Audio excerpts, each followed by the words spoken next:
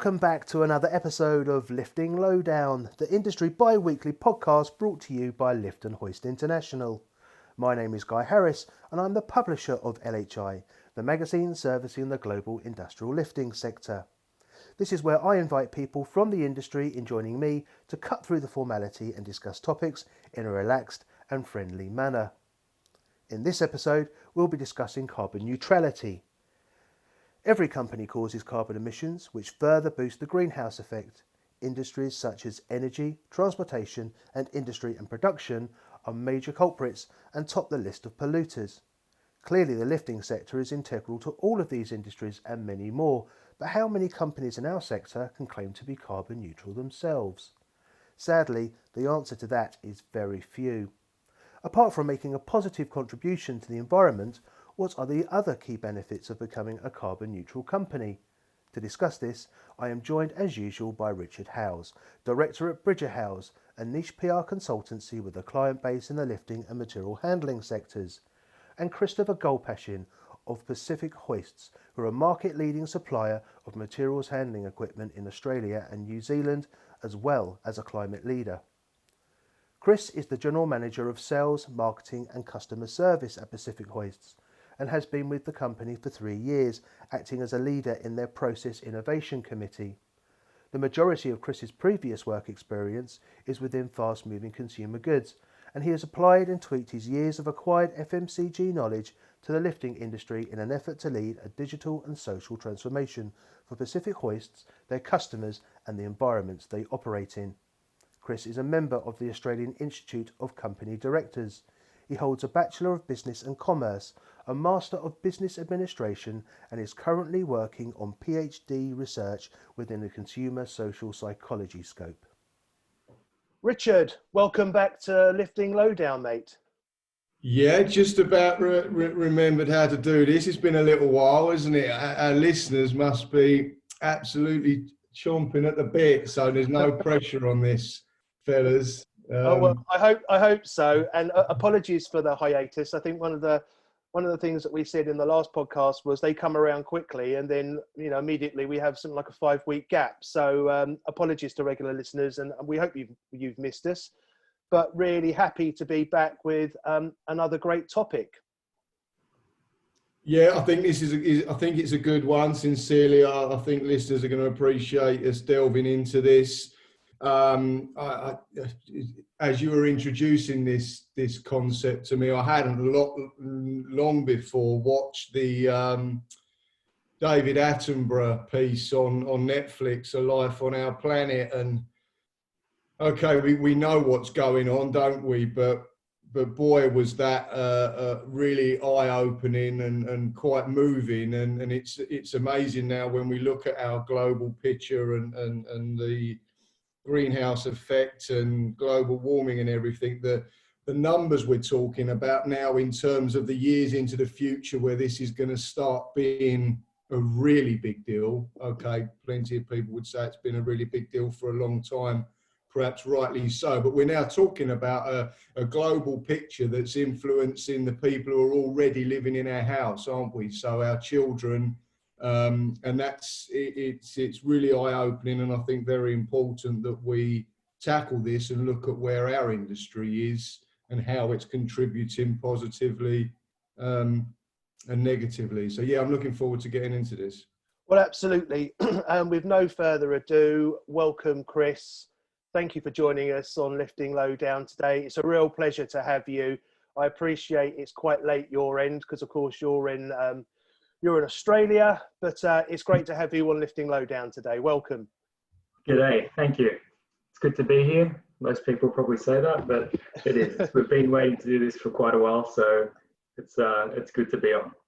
Yeah, well, yes, we have been talking about this particular subject and this particular podcast for a little while now, so I'm really happy that we're all on this call together. And it would be remiss of me not to congratulate you and Pacific Hoists on what is a great achievement and accolade. So, on a personal footing, huge congratulations. Thanks, Guy. Yeah, it's been a pretty big year for every company. And Pacific has just stayed incredibly busy with projects like this. It's what we do to give back. So First class. Well, outstanding stuff. And maybe we can start with you, Chris.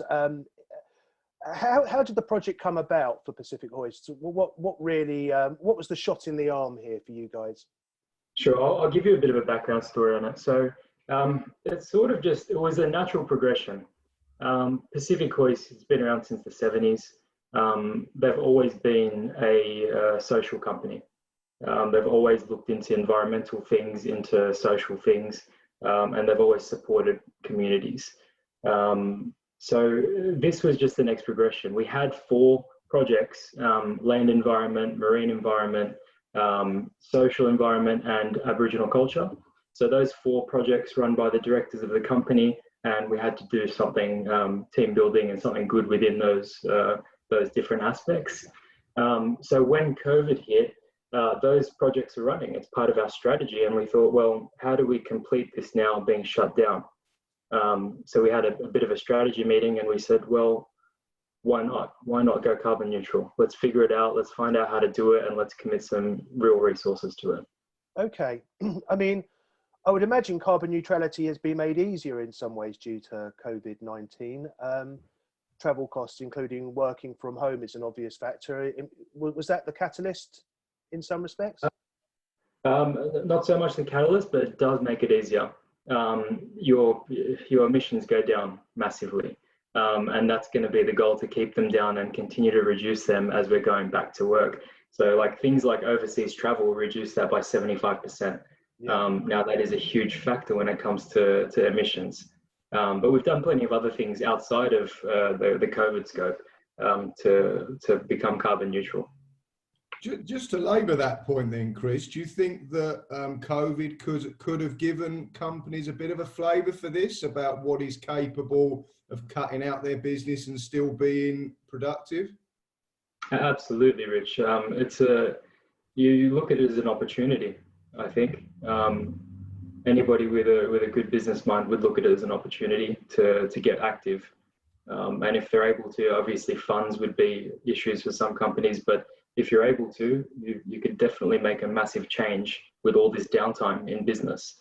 You don't see a whole lot of things happening in the market. Some industries are busier than others, so those who aren't busy can be extremely active. Okay, and as they get a taste for that, and that reality kind of dawns on them, what do they need to be doing to really make this count? Because obviously you've arrived at a point here eventually where you've got kind of a proper plan in place, which my sense is this has become company culture, hasn't it? This isn't just a protocol. This isn't a set of rules and guideline that's on the door. But so how do you get there? What does that journey look like? That might feel quite daunting to someone who's simply just kind of noted in an immediate sense that, okay, they're not traveling, so our footprint's gone down. So what do they need to be doing in a step-by-step process? Well, to become carbon neutral? Indeed, yeah, absolutely. Okay, yeah. So to become carbon neutral, you have to obviously get audited. It's like your ISO audits and things like that. You have NADA, you have all of those different audits. So it starts with an audit to basically place you at your current position. You see what your emissions are. Everybody in the company has to be audited. They have to fill out their travel. They have to fill out their eating habits, things like that. All of these things make a massive difference. And like, to give you an example, like we had a couple of vending machines in the office with chocolates and chips, or you guys call them crisps. And we do. So by getting rid of those and replacing them with just normal drinks in the fridge that we buy in our personal fridge or in our office fridge, and adding nuts and fruits to the canteen, you reduce your emissions by about 3 tons a year. So that's a significant number when you think about it, for making such a small change. And it's really about minor things which have a huge amount of value. Okay, so but I mean that's obviously a very grassroots thing. I mean, equally important, especially when you're talking about the contribution that the company's making on that level. But what about at the higher end, Chris? Higher end. So as a wholesaler, you have your biggest things. So there's freight, for example, and transport. So the freight is the biggest part of any wholesaler's carbon activity, or it should be. You have freight coming into the country, and then freight going to the customer. So it's really about looking at how much carbon you emit, and then reducing that through abatement and sequestering activities. And we have projects. So we have a few projects that are aiming at doing that. That's how we become carbon neutral. Okay. And what projects are contributing to your carbon neutrality at this stage? Yeah, so there's 3 projects, and they go hand in hand with our initial strategy for land, marine, Aboriginal, and social. Some of them don't directly comply, but most of them do. So one of them is a native reforestation program in the Yarra Yarra. So that's the biodiversity corridor over there, where they'll be replanting trees. So that's it's a massive project that should span over 100 years or more, and that's a gold standard, international standard of carbon credits. Doing that, there's multiple standards you can go by, but that's one of the highest that you can get. There's projects you can invest in which are like solar panels in India and things like that, but they don't directly relate to what we want to do as a company becoming carbon neutral. Okay. No. Another one that we've done is savanna burning in southern Arucan. Now that's a traditional backburning by Aboriginal peoples. So they are they're getting funded to control basically the forests over there and just take a bit of control over bushfire hazards. And then another one which is in New Zealand, and that's reforestation and restoration. So that's another forestry project. So they're planting trees and doing things like that to get it back on track. So there's 3 projects there, and we're looking at one more, but that's got to do with marine environment. So we haven't actually started that one yet.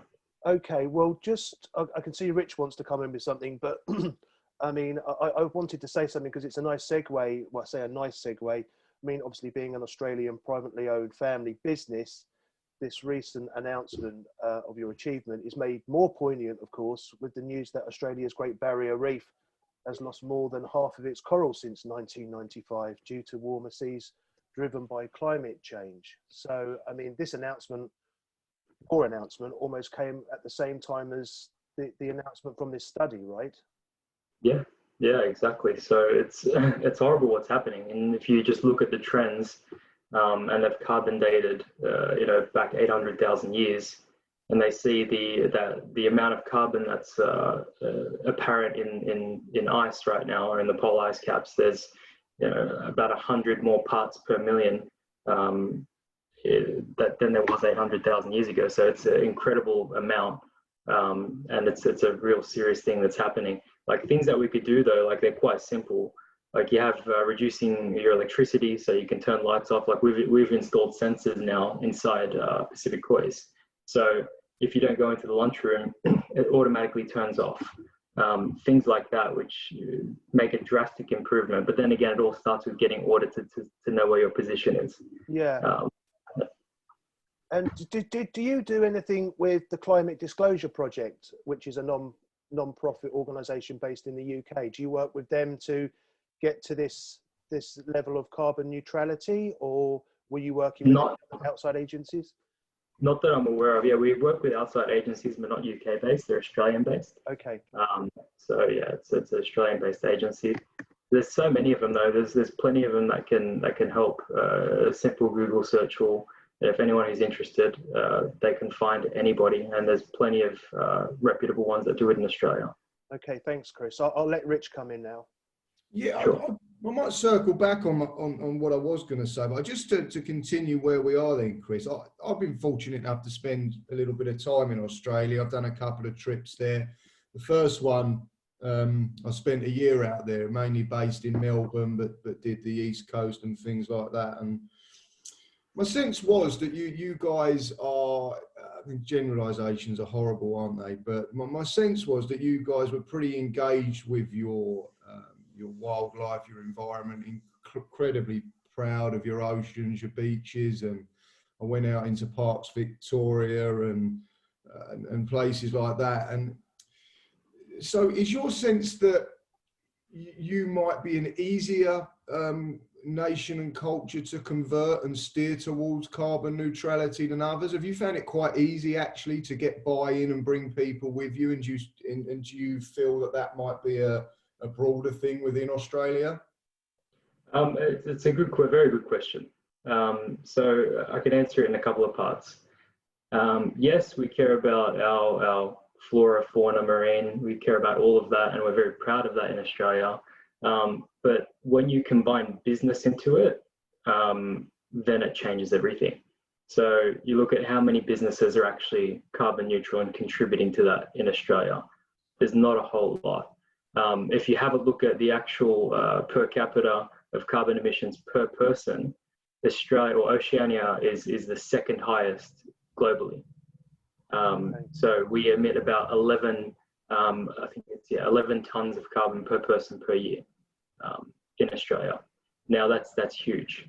Who do you guys think the biggest culprit of that is, by the way? Oh God, I don't even want to guess. By region. Go on, you have a go, I don't even want to guess. Put us out of our misery, Chris. In Australia, you're referring to? In the world. In the world? Yeah. Oh, this has got to be a trick question, right? Go on, put us out of our misery. So, like what I personally said, I thought straight away it was manufacturing industry. I thought it would be Asia, right? That'd be the highest because their output is so high. But well, the fashion industry, of course, is a massive polluter, and so much now is in Bangladesh or in Asia. So that exactly. would be an obvious one, I guess. But go on, please. It would be an obvious one, but it was a bit of a trick question when it came to me as well. North America is by far the highest per capita per person, per year. So they have 17 tons of emissions per person per year, compared to Asia's 3.8 tons per person per year. Wow. So North America is the biggest culprit here. Yes. Asia has 60% of the population and 49% of emissions, whereas North America has 5% of the population, 18% of emissions. So the relativity there is pretty big. And 25% or approximately 25% of the world's wealth and using natural resources. That's right. That's some studies that are being done which see a relationship between wealth and carbon emissions. So it doesn't mean that's necessarily true, but they're saying that the richer you are, the better your lifestyle is, the more things you have, the more carbon you're emitting. I mean, it would make sense. So how are you going about promoting your carbon neutrality to your customers and the industry at large? We're just talking to them, Guy. It's that everyone we talk to receives it really well, and they're absolutely taken aback that someone's done it. Now, I'd like to be corrected, but I don't think anybody else in our industry in Australia has become carbon neutral. So if there is, I'd like to know, because we could talk and we can talk about what we've done. But when we're presenting it to our customer base and to our suppliers, even overseas, they're quite amazed by the achievement. And we're basically just presenting it. So at every level, at the customer service level, to the sales level, to the executive level, everyone is talking to that corresponding level within our customer base. Do you see yourselves then, Chris, as pioneers and as ambassadors for this kind of initiative? It strikes me that will become, to any company that makes these strides and becomes carbon neutral, an important point of it is that they don't stop there and they actually go further and make sure that they actually continue to represent this concept. Is that how you see? Do you feel that responsibility? We definitely feel that responsibility. It's part of all of our metrics. So we haven't just become carbon neutral, we've become carbon neutral and aim to reduce our carbon emissions by 20% every year. So that's something we are actively aiming to improve. Now it's going to be difficult, it's a difficult measure, but it's something we're definitely trying to do. So becoming carbon neutral was the first step. In regards to being a pioneer, certainly, well, potentially within our industry, but it isn't, it's something that just hasn't caught on yet. But as I said, everyone that we are speaking to about it is really taken aback by it. So I see this becoming, the new thing that people do. It's just that we are, Pacific Hoists is a socially embedded company. They always have been. I've only been there for 3 years, but they don't just report on KPIs of environment, things like that. They actually, we act within the communities, and we like to be in there doing things. So this is just another one of those projects to us. And the whole management team, from senior management, from the board level, all the way to the bottom level, everybody believes in this project. That's where it really stems from. So our customers, our suppliers, our competitors, they all see it, that we're really passionate about it. You don't necessarily have to be a green thumb either. It's just small changes that you can make, which can make a really big change. Would it be very apparent walking into your facility or meeting your people where you are with this? Are these forestation projects, etc.? Do you have pictures and graphics in plain sight as people report to your reception? We don't, but it's something we're looking at doing. So we are going to have some redesign in the office. We've still got some old logos up in there we've had a logo change, but we need to do that. It's just we've been quite busy in terms of what we're doing with activity, and that's just taken a bit of a pause. So we will be doing that. We plan on having like a visual board of what we're doing, and the status of those projects. So yeah, we will be getting around to that. Nobody comes into the office anymore anyway, so it wouldn't be true enough, 100%. And what about recruitment? When you're recruiting, do you talk to people at recruitment stage and interview stage? Is it something that, well, first of all, would you touch upon it? And secondly, would you be impressed if a potential candidate had done their research and focused on these kind of initiatives in answers to your questions? Well, sorry to jump in. That's a good question, Rich, because I would like to think in the sort of attractiveness column, being a carbon neutral company would be a big draw for young professionals looking for jobs in the lifting sector, and specifically for Pacific Hoists. Would you agree? Yeah. Definitely. Yeah, 100%. Now, we're not ageist or anything, but we have quite a young team. And that's part of succession. You have to have people that will continue to run the company. Now, the more people that I interview, they are incredibly interested in it when I talk about it. Not all of them do their research. This is quite fresh though. With carbon neutral, it's only been I think under a month so far where we've achieved the status. But I do expect that we will get interest. It's one of those things. It's not so much a political agenda. It's just what we believe in. Sure. So you'd have like-minded individuals that would believe in the same thing, and there's not many within our industry that can say that they are carbon neutral. So if there is somebody who's in our industry that's young, that likes the idea of good company culture, that supports carbon neutrality, I mean, we're good candidates for that. No, agreed, absolutely. I mean, other benefits of becoming carbon neutral, and they're very real: increased revenue, reduced outgoings, engagement with staff. We've touched upon that briefly. Mitigating risks. Have you at this early stage, have you seen the benefits of all of those? Yeah, definitely. Like we're doing quite well as a business. With the risk part, like the Global Economic Forum, if I could speak. Back in 2007, they have a risk profile by year, so it goes all the way back to 2007. 2007, all of the risks were basically economical risks. You have the global financial crisis happening up until now. So you have year by year, the risks have been changing, and from about 2017, pretty much all of the risks have become environmental. So they've gone from a shift. So globally, you've gone from an economic risk shift to an environmental risk shift. Yeah. So you look at that and how you can contribute to that. They certainly should be in tandem, or are in tandem. I mean, on your website, you position yourself as a hero partner. Can you tell us a little more about the benefits of companies working with Pacific Hoists? Because it's when they do partner with you, it offsets their carbon rating, correct? Yeah, exactly. So the whole thing with offsetting and dealing with Pacific Hoists or any carbon neutral company is that company has accounted for all of the carbon which they emit, from our vending machines to our freight, to our electricity. We've accounted for all of that. So any company that has a metric for carbon emissions, you should automatically become some sort of preferred supplier to them. Once they're dealing with you, the freight in becomes zero emissions because it's been covered. It's never become zero emissions because the freight is causing emissions, but it has been abated. So Pacific Hoist has covered that carbon emission.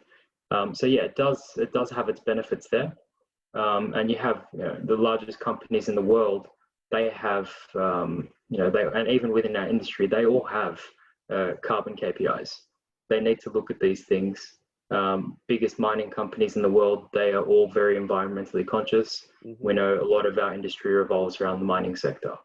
So it wasn't entirely a business decision or a business move to increase our business to do it. More so just what can we do in the wake of the pandemic that would continue our strategy of social improvement.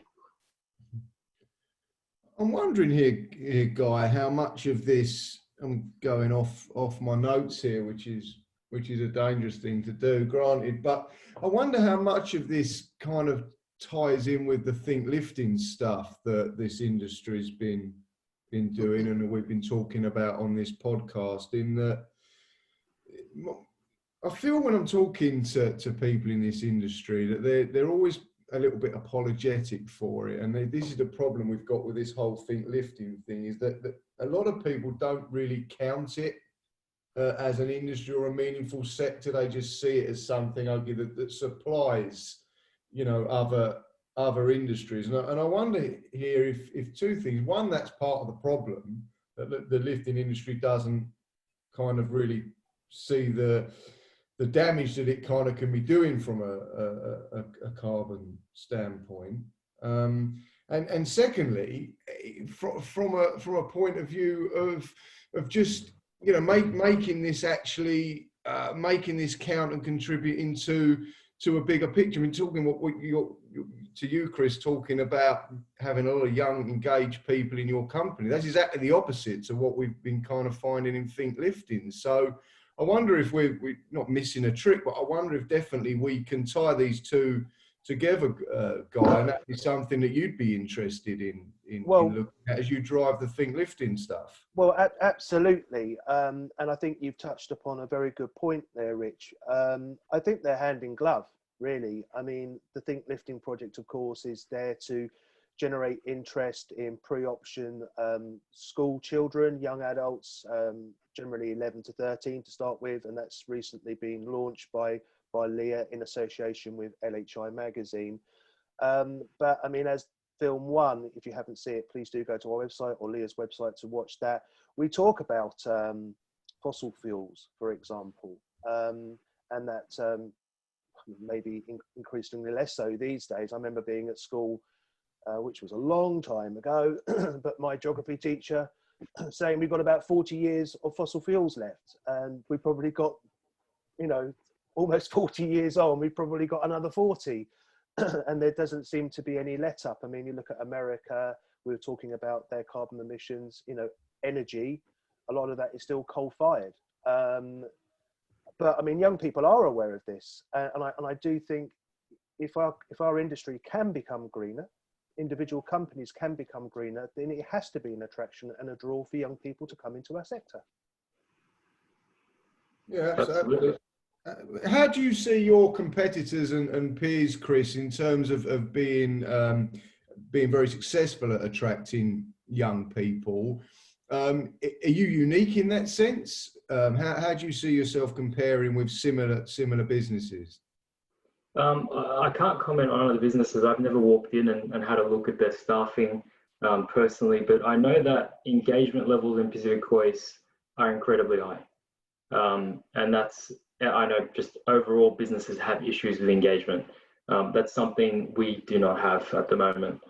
So in terms of our competitors, look, I hope they're engaged and they have good employees. But for us, by doing all these projects, I don't know if they, like I said, go hand in glove, but we are doing all these projects and then we have everybody in every rank engaged in the projects. So no matter what you're doing, if you're in customer service, or if you're the CEO of the company, or if you're working in the warehouse, or if you're a general manager, you are within this project, you're doing something that's contributing to it.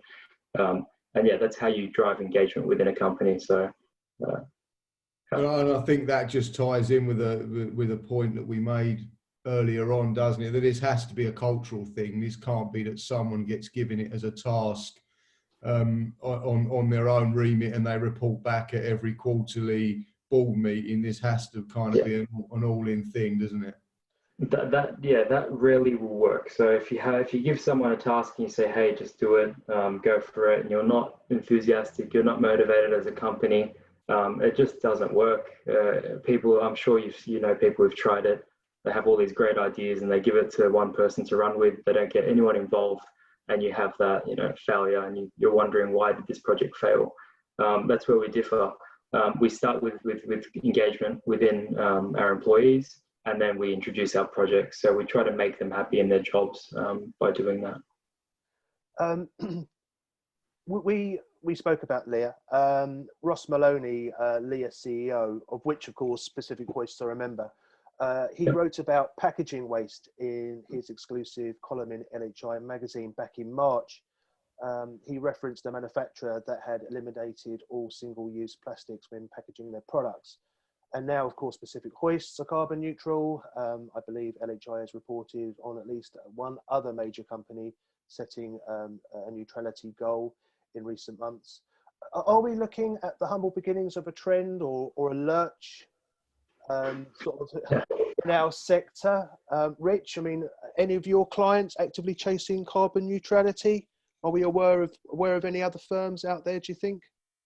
Look, I think we're some way behind the curve on it, honestly.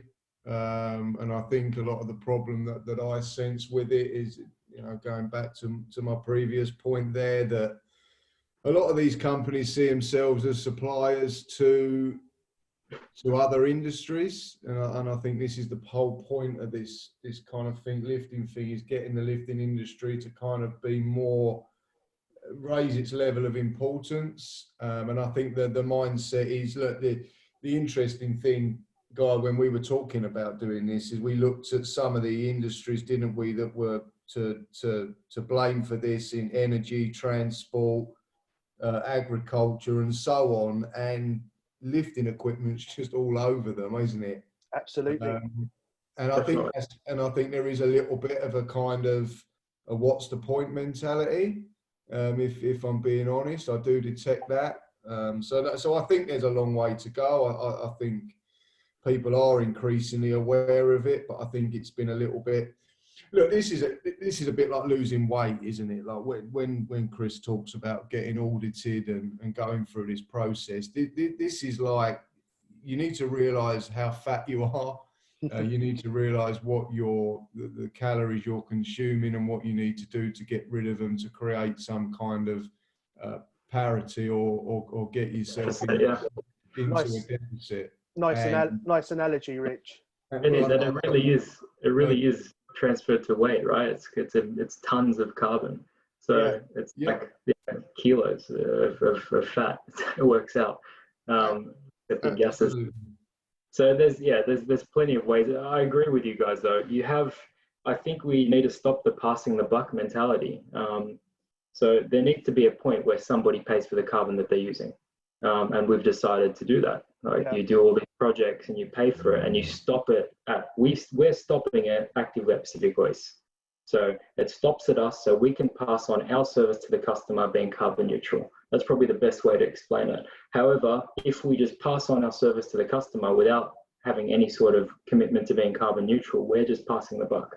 And then they will serve the next industry and the next customer, and it just continues on. But when you deal with us, we've stopped it. We've completely stopped it. Yeah, So I think that's really important in this. And look, we all know someone who walks to the pub and has 10 pints of lager and sort of expects that to make a difference because they walk 5 minutes instead of taking an Uber. And I think to this, there might be quite a bit of tokenism and some token gestures about it. And I think what Chris is talking about here is actually how far you need to go to actually make this count and take steps towards neutrality. So this isn't something that companies can just kind of dip into. Yeah. No, agreed. There's things like, so there's 3 different scopes when it comes to becoming carbon neutral. So your footprint's measured in scope 1, 2, and 3. Scope 1 and 2, well, scope 1 is fleet fuel, so your cars and things like that. Scope 2 is electricity. And then scope 3 is everything else. So Guy, you were mentioning the packaging reduction. So there's so many projects that you could do within scope 3. We've mainly focused on 1 and 2 to get this carbon neutral project rolling. And then to reduce our carbon emissions, we're going to go on to scope 3. So we've looked at freight, we've looked at supply chain waste, we've looked at staff commuting, all of those different things, and we're actively trying to improve those. So there's so many small things that you could do. You don't have to become carbon neutral overnight. You can actually just make small improvements and have quite a large impact. Yeah, well, look, I can't thank you enough for coming on, Chris. Like always, we've practically run out of time, I'm afraid. And That's okay. Again, we've only scratched the surface. I mean, hopefully we've made people think. Hopefully it's more than food for thought, and we're actually inspiring other companies out there to go down the same road as Pacific Hoists and other companies who are chasing carbon neutrality. So do you have, just before we go, do you have an elevator pitch to those companies who may be considering it after listening to what we've all discussed today? An elevator pitch, not so much, but I just hope that this discussion has raised a bit of awareness within our industry. It's something that's not at all apparent, and we really want to bring it to light, because if we don't do anything right now, there's a lot of bad stuff happening. You can watch that Netflix documentary that Rich was talking about, and you'll understand. So yeah, not so much an elevator pitch, but I hope that this has helped our customers, our competitors, and everyone alike. I do too, and unfortunately we have to leave it there. I do apologise to you both, and I certainly apologise to our listeners. I think we'll be coming back to this, Chris. Rich, as ever, mate, thank you so much for all of your insights and coming on again. Chris, thanks for joining us at a reasonably late hour over in Oz. Go well, guys, and be safe. Much appreciated. Thanks, guys. Thanks, Rich. Thanks a lot, chaps. Yeah, good luck. Well done, Chris. Cheers, guys. Once again, genuine thanks to Chris and Rich for taking part in this episode of Lifting Lowdown. This is a subject close to my heart, and I believe we all have a resounding responsibility to change our habits and reduce our carbon emissions. After all, we are simply custodians of this planet, and we all have a duty to protect it for future generations. Experts are particularly concerned by the rise in young people's mental health hit by the reality of the climate crisis, and these same people will one day be the leaders of our industry. Wouldn't it be something for them to look back in 20 years and mark the commitment and contribution our industry made to global warming? Chris's comment that small changes can affect a big change really resonated with me, and clearly Pacific Hoists have drawn a line in the sand. Achieving carbon neutrality is a strong statement, but also a smart business decision, and one that comes with clear benefits for the company and their customers. I believe it's futile to argue with climate science. I also appreciate that production and consumption is the global economic driver, but in turn causes a very real dilemma. Before I step off my soapbox, I'll leave you with a quote from the World Economic Forum. Without a fundamental shift in the way goods and resources are consumed, the world faces the prospect of multiple interlocking global crises for the environment, prosperity and security. Sustainable consumption is a prerequisite for a more prosperous, safe and equitable global future. Hopefully we can find the will and a way, and that this episode helps just a little in that pursuit. As ever, feel free to leave comments or present any questions for me and our guests. Your feedback and suggestions for future editions will enable us to make this podcast even more relevant and interesting. You can keep up to date with the latest industry news by visiting LHI's website, liftandhoist.com. Thanks for listening, and look out for the next episode in a couple of weeks. Until then, stay safe.